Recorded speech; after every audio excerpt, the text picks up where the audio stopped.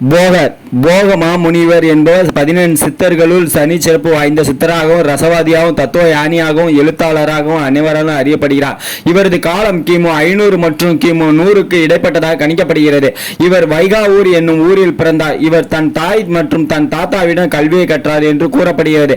இவர் நவ சித்தர்களுள் ஒருவரான காலங்கிநாதர் என்பவருடன் சீடராக அறியப்படுகிறார். போகரின் சீடர்கள் பலர் இருப்பினும் குறிப்பிடும்படியாக புலிப்பாணி என்னும் சித்தர் அறியப்படுகிறார். சீனாவில் போகர் போயங்வெய் என்ற பெயரை அறியப்படுகிறார். இவர் தமிழிலும் சீனா மொழியிலும் இயற்றியுள்ள நூல்களின் வாயிலாக சித்த மருத்துவம், விஞ்ஞானம், ரசவாதம், காயகற்ப முறை, யோகாசனம் போன்ற எண்ணற்ற குறிப்புகளும் அறிவியல் ரீதியான கண்டுபிடிப்புகளும் மெஞ்ஞானம் அடைவதற்கான வழிமுறைகளும் நமக்கு கிடைக்கப் பெறுகின்றன.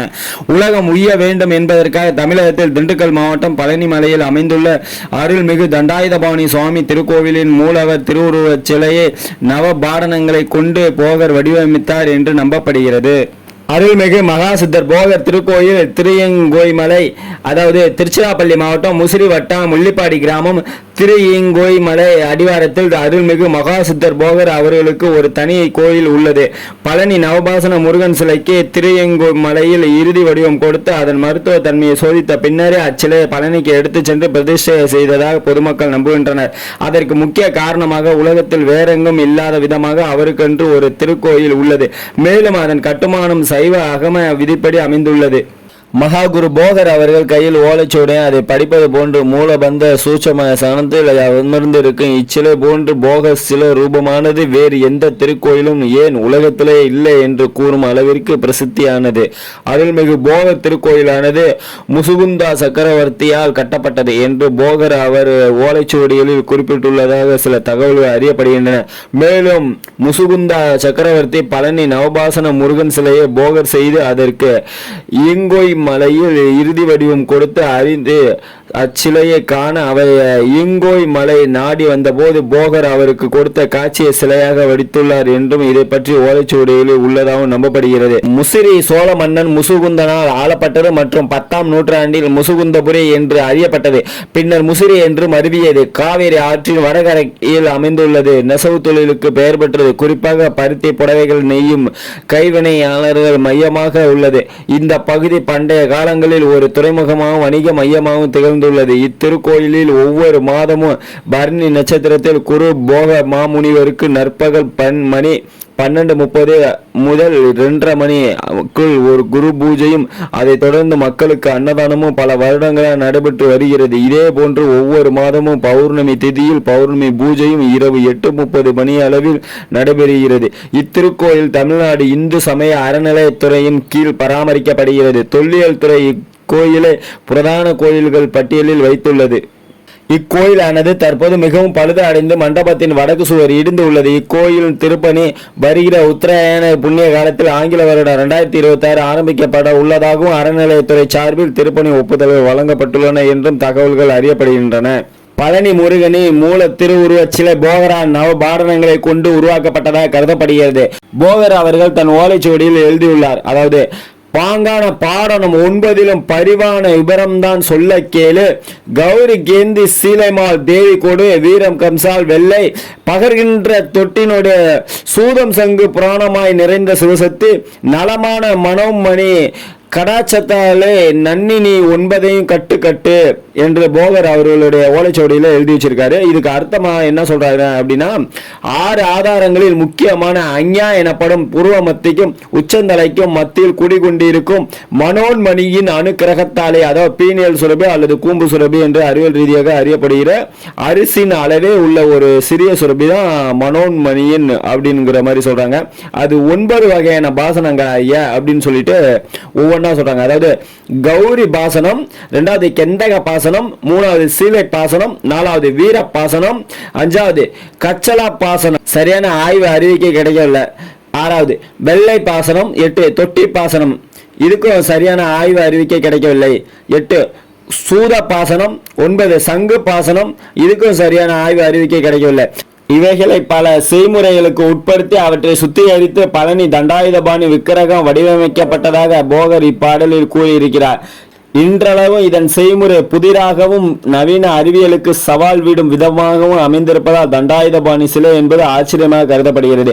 இச்சிலைக்கான வழிபாடு திருமுழுக்கு விதிமுறைகள் புலிப்பாணி சித்தர் மறைப்பொருளாக இயற்றி வைத்திருக்கும் ஒரு சில குறிப்புகளின் வாயிலாக கிடைக்கப்பெறுகிறது. பாரப்பா மலையதுவின் உச்சியிலே பாங்கான போகருட சமாதி அருகே கட்டான பாடன வகை 8 நடன்று காணவே சேர்த்து வார்த்த சிலைதானும் நன்னவே பிரதிட்டைதான் செய்து நவிலுவேன் பூசை சோ டஜமுஞ்செய்ய ஆற்றினேன் புசை விதிகள் தானும் ஆரப்பா அறிவர்க்கலாருமில்லை புலிப்பாணி. தற்போது இந்த சிலை சேதமடைந்து விட்டது. எனவே இந்த சிலைக்கு அபிஷேகம் நடைபெறுவதில்லை அப்படின்னுங்கிற மாதிரியும் குறிச்சிருக்காங்க. சீன தேசத்தில் போகர் பற்றிய வரலாற்று குறிப்புகள். போகர் கிமு 500 மற்றும் கிமு 100க்கு இடைப்பட்ட காலப்பகுதியில் வாழ்ந்ததற்கான ஆதாரங்கள் அவர் இயற்றிய நூல்களின் வாயிலாகவும் பிற வரலாற்று பதிவுகளின் வாயிலாகவும் நமக்கு அறிய வருகிறது. போகர் சித்த மருத்துவத்திலும் ஞான நிலையை அடைய செய்யும் யோக கலைகளிலும் ரசவாதம் சார்ந்த துறைகளிலும் சிறந்து விளங்கியதும் அவர் தமிழிலும் சீன மொழியில் இயற்றியுள்ள எழுத்து பதிவுகளின் வாயிலாகவும் இவரை பற்றிய அக்காலகட்டத்தில் பதிவு செய்யப்பட்டுள்ள பண்டைய தரவுகளின் வாயிலாகவும் நமக்கு தெரிய வருகிறது. போகர் சீன தேசத்தில் போயங்வே என்ற பெயரில் அறியப்படுகிறார். இவர் கிழக்கு ஹான் ஆட்சி காலத்தில் கிமு 167 கிமு 147 அதாவது வாழ்ந்ததற்கான ஆதாரங்கள் கிடைக்கப்பெறுகின்றன. சீனாவின் கிழக்கு ஆட்சி காலத்தில் வாழ்ந்த சீன அறிஞரும் எழுத்தாளருமான ஜி ஹாங் கிபி 283 கிபி 364 என்பவரால் இயற்றியுள்ள சென்ஜியான் ஜிவான் தமிழில் தெய்வங்கள் மற்றும் இரவா நிலை எழுதியவர்களின் வாழ்க்கை வரலாறு என்னும் நூலின் போகருடைய வாழ்க்கை வரலாற்றை பதிவு செய்திருக்கிறார்கள்.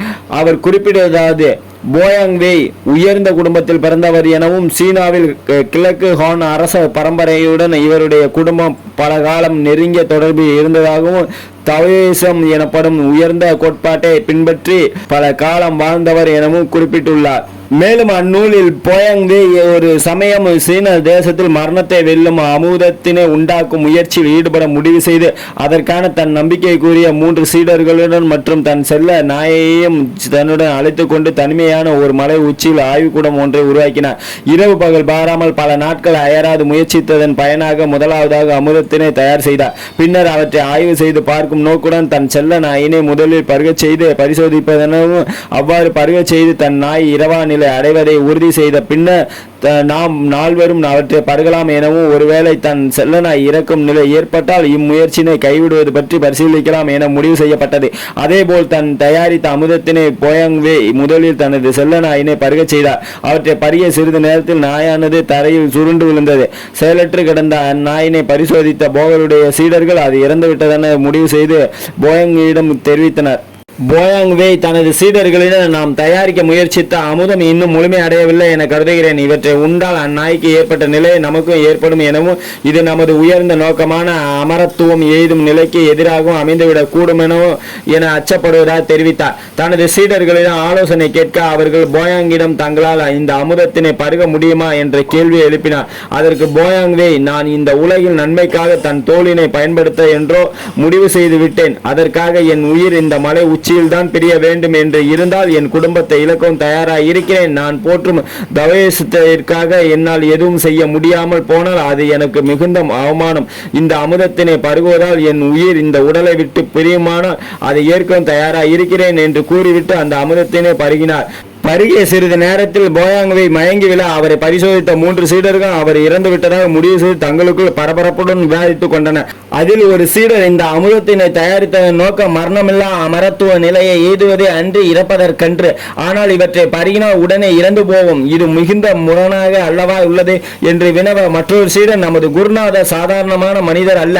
அவர் செயல் ஒவ்வொன்றுக்கும் பல அர்த்தம் இருக்கும். அவருடன் பழகிய இத்தனை காலம் நான் அவரை பற்றி புரிந்து கொண்டதன் அடிப்படையில் அவன் இதை நிச்சயமாக ஒரு உயர்ந்த நோக்கத்திற்காகவே செய்திருப்பார் என்று கூறிவிட்டு அந்த அமுதத்தினை அச்சீடரும் பருகி மயக்கமுற்றார். இதை கண்ட மற்ற 2 சீடர்கள் அதிர்ச்சியுற்று இனியும் இந்த அமுதத்தினை பருகுவதால் நம் உயிருக்கு ஆபத்து என்று முடிவு செய்து போகருக்கும் சக சீடருக்கும் இறுதி சடங்கு செய்வதற்காக மலையின்றி கீழிறங்கி சென்ற சமயம் போயாங்வே விழிப்புற்று தன் வைத்திருந்த அமுதத்தினை மயங்கி கிடந்த தனது சீடருக்கும் தனது செல்ல நாய்க்கும் கொடுத்து மீண்டும் உயிர் பெறச் செய்தது மட்டுமல்லாமல் அழிவில்லா பெருவாழ்வு என்னும் உயர்ந்த நிலையை அடைய செய்தார். பின்னர் போயாங்வேய் தனது செல்ல நாயுடன் தனது சீடரை அழைத்து கொண்டு தாம் ஆய்வு நடத்தி அந்த மலையை விட்டு வெகு தூரம் பயணித்த பின்னர் ஒரு மரம் வெட்டுபவரை சந்தித்து தனது மற்ற இரு சீடர்களுக்கும் நன்றி தெரிவித்து கடிதம் ஒன்றை தீட்டி அவரிடம் கொடுத்துவிட்டு சென்றார்.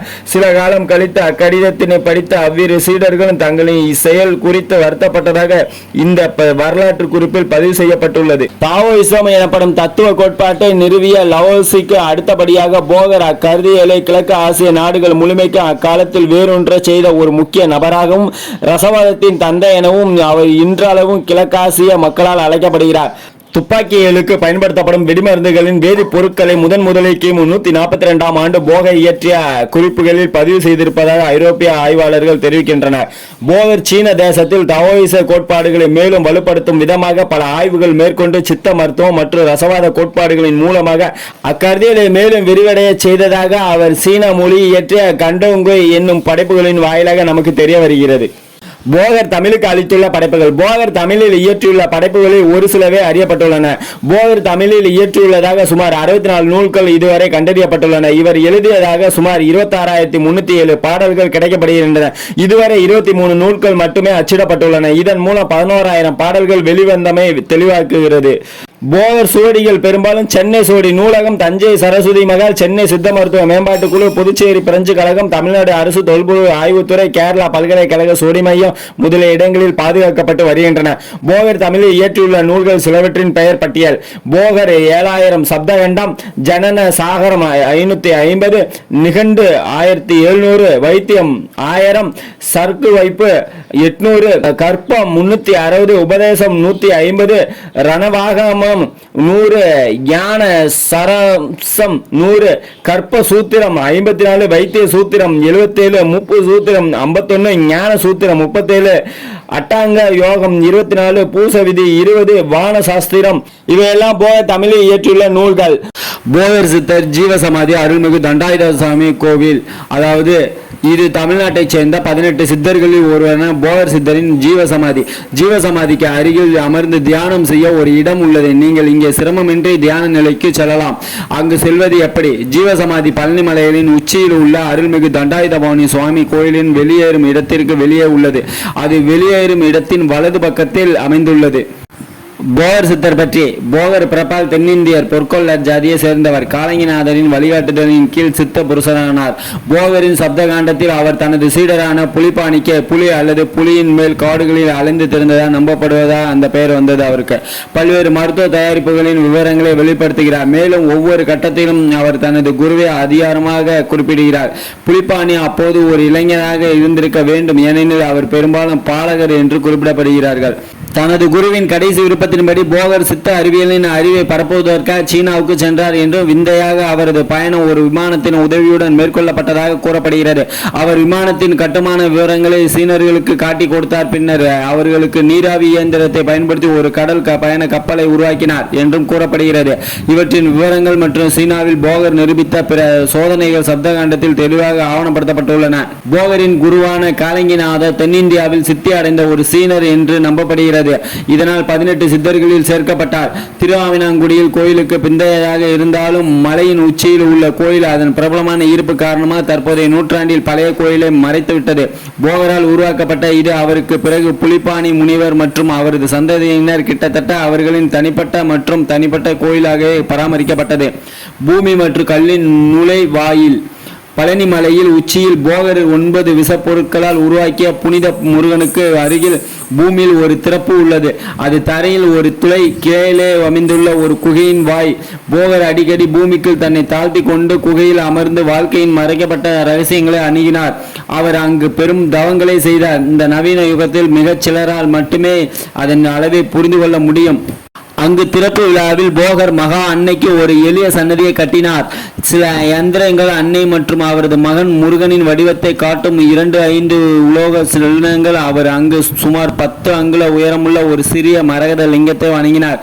அவரது ஒரே சீடரான புலிபாணி, ஒருவேளை முனிவரை உண்மையிலே புரிந்து கொண்ட ஒரே ஒருவர்தான் புலிபாணி என்பவர், பழனி மலையின் உச்சியில் உள்ள நிலத்தடி குகையின் நுழைவாயிலில் அவரை துணையாக வைத்திருந்தார். போகர் தனது வெளிப்புற வேலை முடிந்துவிட்டது என்று உணர்ந்ததும் மண் மற்றும் கல் நுழைவாயிலுக்குள் நுழைந்து குகையின் இருளில் அமர்ந்தார். விசுவாசமுள்ள புலிப்பாணி நுழைவாயிலின் மீது ஒரு கல் பலகையை உயர்த்தி போகரை தனது மண் கருப்பையின் கருமையில் என்றென்று மூடிவிட்டார். 13 தலைமுறைகளாக புலிப்பாணியின் சந்ததியின் நிலத்தடி அறையின் நுழைவாயிலை குறிக்கும் அந்த கல் பலகையை கண்காணித்து வருகின்றன. நீண்ட காலத்திற்கு முன்பு போகரின் சிறிய சன்னதி அந்த புனிதமான இடத்தின் மேல் அமைக்கப்பட்டது. இன்றும் கூட விசுவாசமுள்ள புலிப்பாணி விழிப்புடன் இருக்கும் மகன்களால் வழிபடப்படுகிறது. போகர் இப்போது அமைதியான தியானத்தில் அமர்ந்திருப்பதாகவும் இருளில் தனியாக இருப்பதாகவும் மெதுவாக கடந்து செல்வதை பார்த்து கொண்டிருப்பதாகவும் அவர்கள் கூறுகிறார்கள். போகருடைய மூச்சு அசையாமல் இருக்கிறது, அவரது மன அமைதியாக இருக்கிறது, அவரது இதயம் அசையாது. ஆனால் அவரது பூமிக்குரிய வடிவத்தின் அடர்த்தியான இருண்ட பொருளின் வழியாக குண்டலினி சக்தியின் துடிப்பான மற்றும் இடைவிடாத சுடர் குத்துகிறது. அங்கே அவர் காத்திருக்கிறார். இந்த வீடியோவில் போகர் பற்றியும், அதாவது போகர் மகா சித்தர் பற்றியும், அருள்மிகு மகா சித்தர் போகர் திருக்கோயில் திருயங்கோய்மலை பற்றியும், பழனி முருகன் சிலையில நவபாசனத்தில் சிலையை தயாரிச்சதை பற்றியும், சீனா தேசத்தில் போகர் பற்றிய வரலாற்று குறிப்புகள் பற்றியும், அதில் சீனா தேசத்தில் ஒரு கதை இருந்துச்சு, அருமையாக இருந்துச்சு. அந்த கதை பற்றியும், போகர் தமிழுக்கு அளித்துள்ள படைப்புகள் அப்படின்னு சொல்லிட்டு என்னென்ன நூல் இருக்கு அப்படிங்கிறத பற்றியும், அது மட்டும் இல்லாமல் போகருடைய ஜீவசமாதி அவர் இன்னும் எப்படி இருக்காரு அப்படிங்கிற மாதிரி அற்புதமாக நம்ம சொல்லியிருக்கோம். அதையும் இது மாதிரி பல இதை நம்ம சொல்லியிருக்கோம். நீங்கள் போகரை பற்றி முழுமையாக தெரிஞ்சுக்கிற வீடியோவாக இது இருந்துச்சு அப்படிங்கிறது எங்களுடைய கருத்தாக இருக்கும். இன்னும் நிறைய விஷயங்கள் தெரியணும்னா இணையதளத்தில் போய் நீங்கள் தெரிஞ்சுக்கலாம். அது மட்டும் இல்லாமல் இது மாதிரி நீங்கள் ஒவ்வொரு சித்தரை பற்றி தெரிஞ்சுக்கணும். DTGS ஜீவேந்திரா பத்தா யூடியூப் சேனலை நீங்கள் சப்ஸ்கிரைப் பண்ணி வச்சுங்க. இனி வரும் கட்டத்தில் ஒவ்வொரு சித்தர் பற்றியும் உங்களுக்கு நான் தெளிவாகவும் விரிவாகவும் நான் கொடுக்க போகிறேன். அதனால் இதை சப்ஸ்கிரைப் பண்ணிக்கோங்க நம்ம சேனலை. அது மட்டும் இல்லாமல் உங்களுக்கு பிடிச்சவங்களுக்கெல்லாம் இந்த வீடியோவை நீங்கள் ஷேர் பண்ணி விடுங்க, அவங்களும் கேட்டு பயனடையட்டும். உங்கள் கோவிந்தராஜ், அதித்தீவிர ஐயப்ப பத்தன். Thank you very much.